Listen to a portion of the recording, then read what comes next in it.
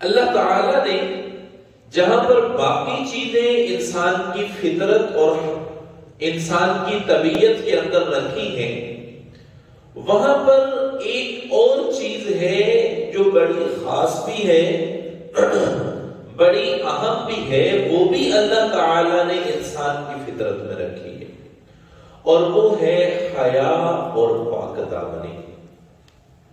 یقین مانیے گا یہ بھی اللہ تعالیٰ نے انسان کی فطرت میں رکھی ہے، اور جو انسان حیا کی سرحدوں کو کراس کر لیتا ہے، پاک دامنی کو چھوڑ کر ناپاکی کے راستے پر چل جاتا ہے، تو وہ حیا کے دائرے سے نکل کر اللہ کی عداوت میں، اللہ کے بغض میں، اللہ کی لعنت میں اور اللہ کے عذاب کے اندر گرفتار ہو جاتا ہے۔ تو اس وجہ سے حیا اور پاک دامنی، اہل علم کہتے ہیں کہ حیا اور پاک دامنی یہ ایمان ہی کا دوسرا نام ہے، جس کے اندر جتنا عنصر، جس کے اندر جتنا مادہ ایمان کا ہوگا اتنا ہی وہ حیادار ہوگا، اور جو انسان کے اندر جتنی زیادہ حیا ہوگی اس کے اندر ایمان کا لیول اور ایمان کا درجہ اسی کے مطابق ہوگا۔ تو اس وجہ سے حیا کے دامن کو نہیں چھوڑنا چاہیے۔ حیا اور پاک دامنی یہ ہمارے ایمان کا حصہ ہے۔ نبی کریم محمد رسول اللہ صلی اللہ علیہ وسلم نے ارشاد فرمایا، الحیاء من الایمان فإن الحیاء من الایمان، کہ حیا ایمان میں سے ہے، جس کے اندر حیا ہوگی اس کے اندر ایمان ہوگا، اور جو انسان بے حیا بن جاتا ہے، حیا کے دائرے سے نکل کر ہر وہ کام کرتا ہے جو بے حیائی پر مبنی ہو، جو بے حیائی کے زمرہ میں آتا ہو، یا جس سے بے حیائی پھیلتی ہو، اس انسان کے اندر ایمان اتنا کم ہوگا۔ تو اس وجہ سے ہمیں اس بات کا خیال کرنا چاہیے کہ ہم اپنے ایمان کی حفاظت کریں۔ ایمان کی حفاظت کے جہاں پر اور ذرائع ہیں، وہاں پر ایک ذریعہ حیا بھی ہے،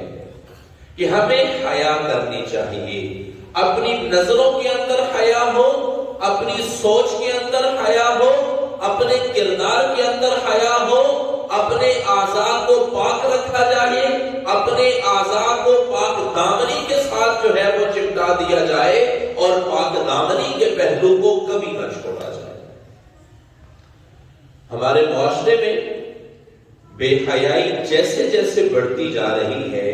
ویسے ویسے معاشرے کا امن اور سکون ختم ہوتا جا رہا ہے۔ معاشرے کے اندر ویسے ویسے ہماری خواتین، ہماری ماؤں اور بہنوں کی عزتیں غیر محفوظ ہوتی جا رہی ہیں، اور خبردار یہ یقین کیجئے گا کہ جب معاشرے کے اندر حیا ہو جائے گی، یہ حیا کہتے کس کو ہے؟ پہلے نمبر پر تو یہ چیز دیکھ لی جائے کہ حیا کی تعریف کیا ہے، حیا کس کو کہتے ہیں؟ حیا کوئی علیحدہ چیز نہیں ہے، حیا کوئی اور مخلوق کا نام نہیں ہے، بلکہ آپ کے اندر، آپ کی طبیعت میں، آپ کے مزاج میں، آپ کے دل و دماغ کے اندر اگر یہ بات آ جاتی ہے کہ کوئی بھی گناہ کا کام کرتے ہوئے آپ کے دل میں کھٹکا آ جاتا ہے، بھائی یہ کیا کام کر رہا ہوں، یہ کام شریعت کے خلاف ہے، یہ کام فطرت کے خلاف ہے، یہ کام اللہ کے حکم کے خلاف ہے، یہ کام شریعت محمدی کے خلاف ہے، یہ کام نبی کی تعلیمات کے خلاف ہے، یہ کام میری فطرت کے خلاف ہے۔ جب انسان یہ بات سوچنے پر لگ جاتا ہے تو یوں سمجھو کہ اس انسان کے اندر حیا کا مادہ ہے۔ حیا کہتے ہی اسی کو ہے کہ جو آپ کو برائی سے روکنے پر مجبور کر دے، وہ حیا ہے۔ اگر آپ اپنے آپ کے اندر ایسی طاقت، ایسا مادہ اور ایسی چیز محسوس کرتے ہیں کہ جو آپ کو گناہ کرنے پر روکتی ہے، اللہ کی نافرمانی کرنے پر روکتی ہے، اللہ کے حکموں کو توڑنے پر روکتی ہے، نبی کی عداوت سے، نبی کی نافرمانی سے روکتی ہے، تو آپ سمجھیں آپ کے اندر حیا ہے۔ اور اگر آپ اللہ کے حکموں کو توڑنے میں گریز نہیں کر رہے، گناہوں سے بچنے میں گریز نہیں کر رہے، اپنے آپ کو گناہوں سے بچا نہیں پا رہے، آپ اللہ کے حکموں کو توڑ رہے ہیں، نبی کی شریعت کے خلاف چل رہے ہیں، تو یہ سمجھ لیجئے گا آپ کے اندر حیا نہیں ہے۔ کیونکہ حیا انسان کو مجبور کرتی ہے۔ ہم تو معاشرے کے ڈر سے گناہوں سے بچتے ہیں نا، اور وہاں پر بھی حیا ہوتی ہے کہ جب معاشرے کے ڈر سے آپ اپنے آپ کو حیا کی وجہ سے کسی انسان کے سامنے کوئی برائی نہیں کرتے کہ لوگ دیکھ لیں گے تو کیا کہے گا، جو حیا آپ کے دل میں لوگوں کا ڈر پیدا کرتی ہے وہ اللہ کا ڈر بھی پیدا کرتی ہے۔ اور جب حیا نہ ہونے کی وجہ سے آپ کے دلوں سے لوگوں کا ڈر ختم ہو جاتا ہے تو لازمی بات ہے کہ اللہ کا ڈر بھی آپ کے دلوں میں نہیں رہے گا۔ جب لوگوں کا دل ہے، جیسے حدیث مبارکہ ہے، اللہ کے پاک پیغمبر محمد رسول اللہ صلی اللہ علیہ وسلم نے ارشاد فرمایا، من لم یشکر الناس لم یشکر اللہ، کہ جو انسان لوگوں کا شکر ادا نہیں کرتا وہ اللہ کا بھی شکر ادا نہیں کرتا، اور جو انسان لوگوں کا شکر ادا کرتا ہے وہ اللہ کی نعمتوں کا بھی شکر ادا کرتا ہے۔ جب آپ کے دلوں کے اندر لوگوں کا حیا ہے تو لازمی بات ہے اللہ کا حیا بھی ہوگا، نبی کا حیا بھی ہوگا۔ اور جب آپ کے دلوں میں لوگوں کا ڈر اور لوگوں کی حیا نہیں ہے تو پھر حدیث مبارکہ میں آتا ہے اذا فاتک الحیاء فافعل ما شئت، کہ جب تیرے اندر سے حیا ختم ہو جاتی ہے نا تو فافعل ما شئت، تو جو چاہے کرے، تجھ پر کوئی پوچھنے والا نہیں ہے، تجھے کسی قسم کا ڈر ہی نہیں ہوگا۔ جب حیا نہیں ہے، حیا ہے تو انسان کو اپنے والدین کی فرما برداری کا بھی احساس ہے، حیا ہے تو انسان والدین کی خدمت بھی کرے گا، حیا ہے تو بڑے کا ادب اور احترام بھی کرے گا، حیا ہے تو معاشرے کے اندر رہنے والی اپنی ماؤں اور بہنوں کو عزت کی نگاہ سے دیکھے گا۔ اور اگر حیا نہیں ہے تو سب سے پہلے اس کے اپنے گھر سے حیا ختم ہوتا ہے، وہ اپنے والدین کی تمیز بھول جاتا ہے، میں نے باپ سے کس طرح بات کرنی ہے، میں نے ماں سے کس طرح بات کرنی ہے، بڑے بھائی سے کس طرح بات کرنی ہے، بڑی بہن سے کس طرح بات کرنی ہے، یہ رشتے کے اندر میرا کیا لگتا ہے، اس کا ادب اور احترام مجھ پر ضروری ہے۔ جب حیا نہیں ہوگی تو یہ تمیز نہیں ہوگی، اور جب حیا ہوگی تو حیا انسان کو یہ سکھاتی ہے کہ زندگی، آداب زندگی کیا ہے۔ حیا انسان کو یہ چیز سکھاتی ہے کہ انسان کی فطرت اللہ تعالیٰ نے کس طرح بنائی ہے اور اس نے اس کو کس طرح لے کر چلنا ہے۔ تو میرے بھائی گزارش یہ کر رہا ہوں کہ حیا ہمارے ایمان کا حصہ ہے، جیسے حدیث مبارکہ میں آتا ہے نا الدین کلہ ادب، کہ دین سارے کا سارا ادب کا نام ہے۔ جو انسان جتنا با ادب ہوگا وہ انسان اتنا دیندار ہوگا۔ یقین کیجئے گا یہ صرف 5 وقت کی نماز پڑھ لینا یہ دین نہیں ہے۔ میں اکثر یہ جملہ عرض کیا کرتا ہوں کہ دین 100 حصے دین کے کیے جائیں تو جو 10 حصے ہیں وہ ہماری عبادات، ہماری نمازیں، ہمارے روزے، ہماری زکاتیں، ہمارے حج، ہماری خیراتیں، ہماری تلاوت، ہمارے ذکر اذکار، دین کا 10% حصہ یہ ہے۔ 90% حصہ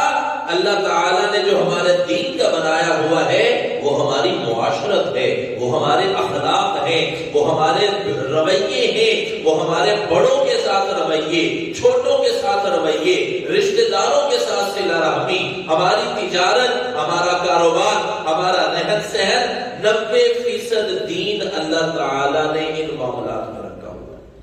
لیکن ہم یہ سمجھتے ہیں کہ شاید ہمارا سارے کا سارا دین 5 وقت کی نمازوں کے اندر ہے، ہمارا سارے کا سارا دین رمضان کے 1 مہینہ روزے رکھ لینے میں ہے، ہمارے سارے کا سارا دین سال کے بعد 1 مرتبہ زکات دے دی جائے تو یہ کافی ہے، ہمارا سارے کا سارا دین اگر ہم حج کر کے آتے ہیں تو اپنے نام کے ساتھ حاجی لکھوانا شروع کرتے تو شاید ہم دیندار ہو جاتے ہیں۔ ایسی بات نہیں ہے، یہ غلط فہمی ہے انسان کی۔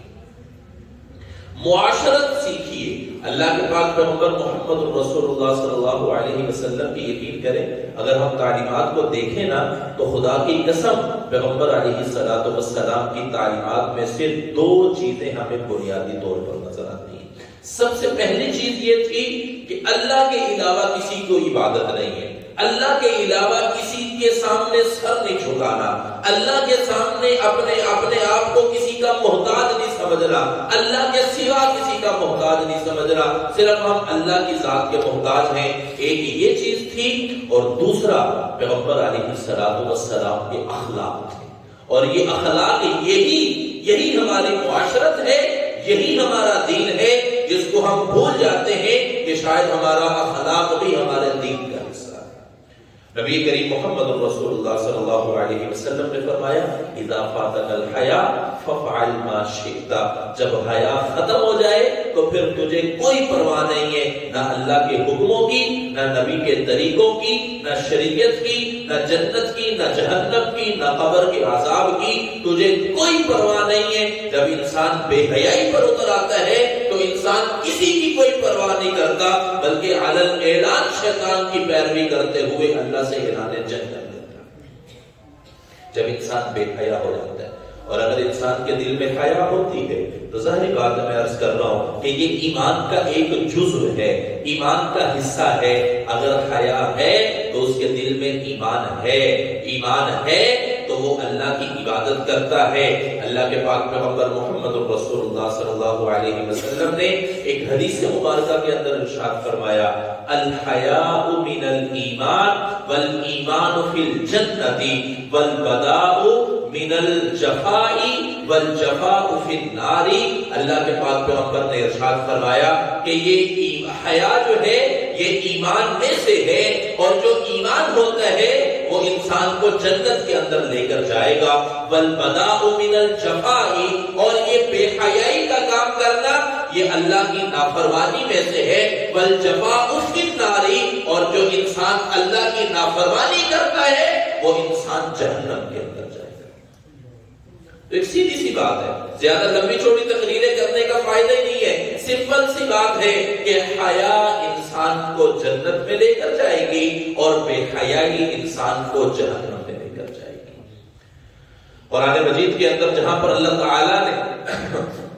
جنتی لوگوں کی صفات بیان فرمائی ہیں، قرآن مجید سورۃ الاحزاب کھولیے نا، آپ کو پتہ چلتا ہے کہ اللہ تعالیٰ نے جہاں پر جنتی مومن لوگوں کی صفات کا بیان فرمایا ہے، وہاں پر اللہ تعالیٰ یہ فرماتے ہیں والحافظین فروجہم والحافظات والذاکرین اللہ کثیرا والذاکرات، کہ جو انسان اپنی شرمگاہوں کی حفاظت کرتے ہیں، جو انسان حیا اور پاک دامنی کا دامن تھام لیتے ہیں، وہ انسان کامیاب ہو جاتے ہیں۔ اور 18واں پارہ سورۃ المؤمنون کی سب سے ابتدائی آیات جو ہے قد افلح المؤمنون الذین هم فی صلاتهم خاشعون، 10 صفات کا اللہ تعالیٰ نے ذکر فرمایا کہ جس کے اندر یہ 10 صفات ہوگی وہ پکا مومن ہوگا، اور جو پکا مومن ہوگا افلح، تحقیق وہ کامیاب ہو گیا، وہ جنت کے اندر پہنچ گیا، جنت اس کا مقدر بن گئی، اللہ کی رضا کا پروانہ اس انسان کو مل جائے گا۔ جو انسان کے اندر یہ 10 صفات ہوں گی،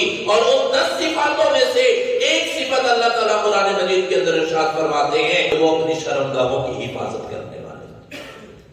اور شرمگاہ کی حفاظت تب ہوتی ہے جب انسان کے اندر حیا ہوتی ہے۔ اور یہ بات بھی میں کئی دفعہ عرض کر چکا ہوں کہ زنا اس کو نہیں کہتے کہ ایک مرد اور عورت تنہائی کے اندر ایک ناجائز تعلق قائم کر لیں، زنا اس چیز کا نام نہیں ہے، بلکہ حدیث مبارکہ کے مفہوم کے مطابق انسان کی آنکھیں بھی زنا کرتی ہیں، انسان کے کان بھی زنا کرتے ہیں، انسان کے ہاتھ بھی زنا کرتے ہیں، انسان کا دماغ بھی زنا کرتا ہے۔ وہ اس صورت کے اندر جب ہم کسی نامحرم کو دیکھتے ہوئے اپنی آنکھوں سے اس کو تاکنا شروع کر دیتے ہیں، اور اس کے جسم کے حصوں کو نوٹ کرتے ہیں، اور اس سے اپنے دل کے اندر مختلف طرح کے جذبات پیدا کر لیتے ہیں، تو یہ آنکھوں کا زنا کر رہے ہیں۔ اور اگر کسی غیر محرم لڑکی کی باتوں کو سن کر ہم شہوت محسوس کرتے ہیں اور اپنے دل کے اندر مختلف طرح کے جذبات پیدا کر لیتے ہیں، تو یہ ہم اپنے کانوں کا زنا کر رہے ہیں۔ اگر کسی نامحرم کو چھوتے ہیں تو یہ ہم اپنے ہاتھوں کا زنا کر رہے ہیں۔ اور یہ بات یاد رکھیے کے مفہوم کے مطابق کہ جس وقت کے اندر، جس لمحے کے اندر انسان زنا کر رہا ہوتا ہے، اس لمحے کے اندر اس انسان کا ایمان سلب کر دیا جاتا ہے۔ اس وقت وہ مومن نہیں رہتا جب وہ انسان زنا کر رہا